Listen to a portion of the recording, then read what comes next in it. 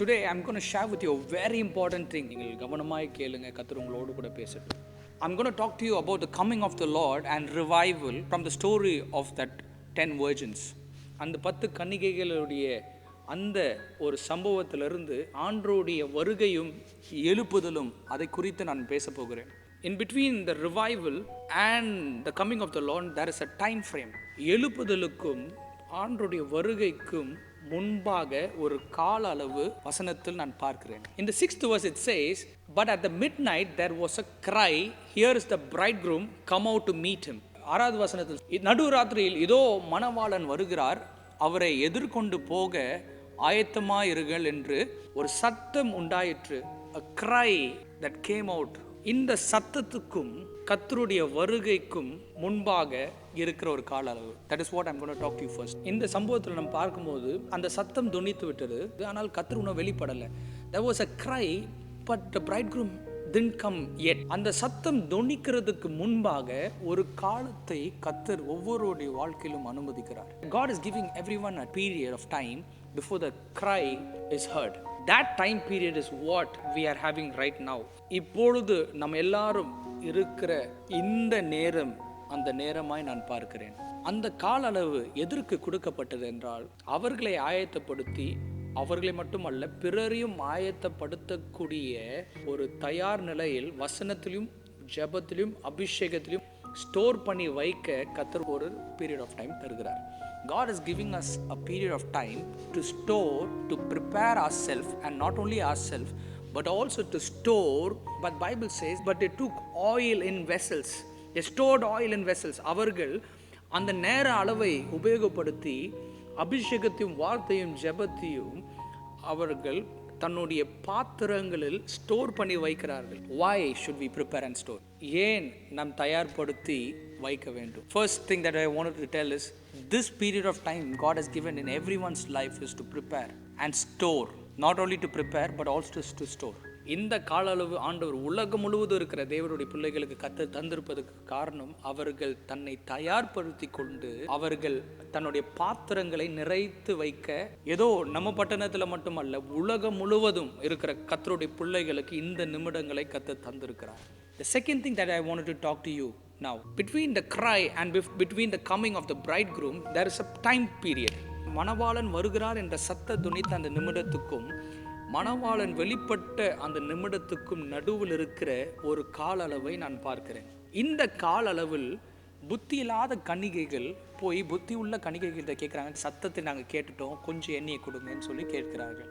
அப்போ அவர் சொன்னாங்க, இல்லை, விற்கிறவரிடத்தில் போய் நீங்கள் வாங்கி கொள்ளுங்கள் என்று சொல்லுகிறாங்க. This is the time where the foolish virgin asks the wise virgins, give us some oil, and the wise virgin says, go and buy it from the dealers who are selling it because we have enough for only for us.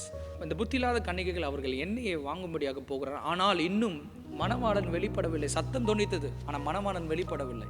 மணவாளன் வருகிறார் என்ற சத்தம் தொனித்த அந்த நிமிடத்துக்கும் மணவாளன் வருவதற்கும் நடுவில் இருக்கிற அந்த கால அளவுதான் கடைசி கால எழுப்புதல் உலகம் முழுவதும் ஊற்றப்பட போகிற நிமிடம்.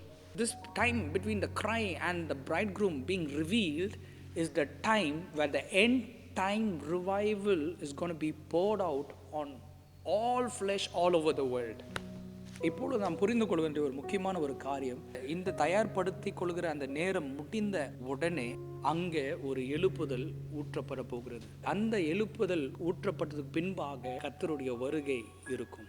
This period of time of preparation, when it is over, the revival is going to come over this world. When the revival starts, there's going to be coming of the Lord.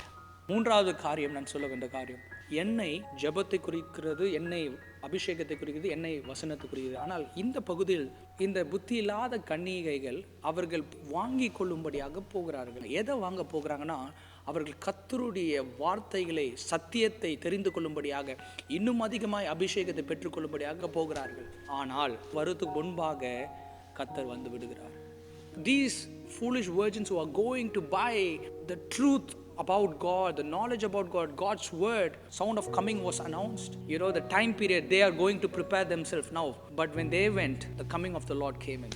when the sound of revival comes, you will not have time to prepare. எழுப்புதலின் சத்தம் தொனித்ததுக்கு பின்பாக நீங்கள் உங்களை ஆயத்தப்படுத்திக் கொள்ள உங்களுக்கு நேரம் கிடைக்காது. தன்னை ஆயத்த பண்ணி நிரப்பி வைத்திருக்கிறவர்களை கத்தர் கையில் எடுக்கிற அந்த எழுப்புதல் ஊற்றப்படுகிற நேரத்தில் அவர்கள் கத்தருக்காக பிரகாசிப்பார்கள்.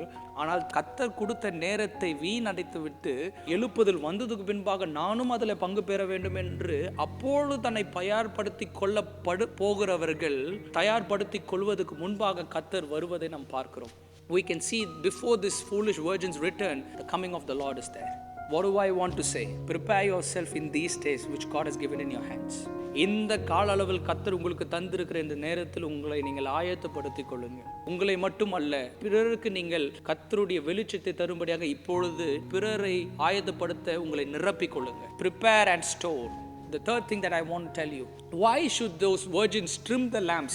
எதுக்கு அந்த வெளிச்சம் அவர்கள் தர வேண்டும் என்றால், இருளான உலகத்தில் இருக்கிற ஜனங்களை அந்த வெளிச்சத்துக்கு நேராக அவர்கள் வரும்படியாக உங்களுக்குள்ளாகவும் நீங்கள் தயார்படுத்தி வைத்திருக்கிற அந்த வெளிச்சம் அவர்களுக்கு உபயோகமா இருக்கும். Why does God want us to trim the light? Is not for him but for the world.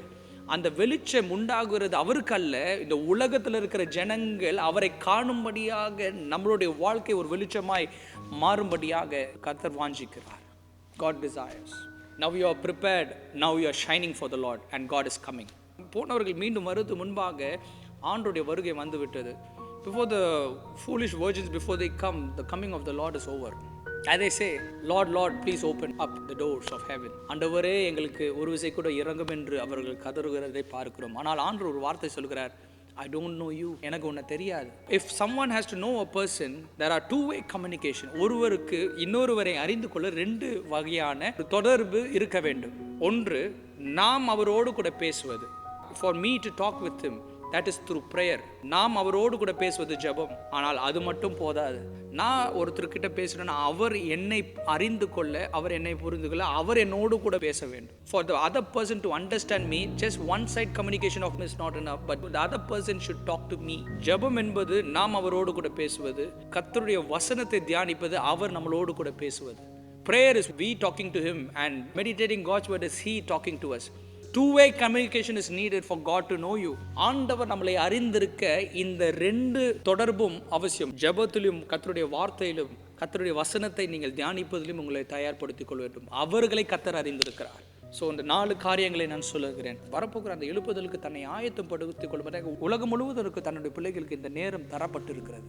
இந்த நேரத்தில் நாம் தயார்படுத்தி கொண்டால் ஒரு சத்தம், இந்த பிரச்சனை, இந்த கொரோனாவுடைய காரியங்கள் முடித்ததுக்கு பின்பாக ஒரு சத்தம் தொனிக்கும். அந்த சத்தம் கடைசி கால எழுப்புதலின் சத்தமாய் அது தொனிக்கும்.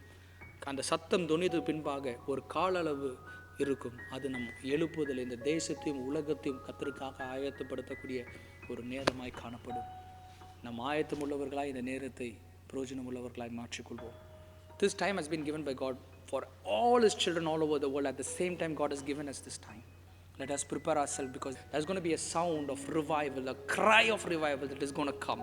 Once the cry of revival comes, we have to be ready to throw our light to the world. அந்த சத்தம் தொனித்து பின்பாக நமக்குள்ளாக ஏற்கனவே ஆயத்தப்படுத்தி வைத்திருக்கிற அந்த அபிஷேகத்தை, கர்த்தருடைய வார்த்தை, அந்த ஜெபங்களை உலகம் முழுவதும் வெளிச்சமாய் நாங்கள் கொண்டு போய் சேர்க்க கர்த்தர் வைத்திருக்கிற நேரம். இதை தவற விடாதீர்கள். And the Lord will be coming very soon. God bless you.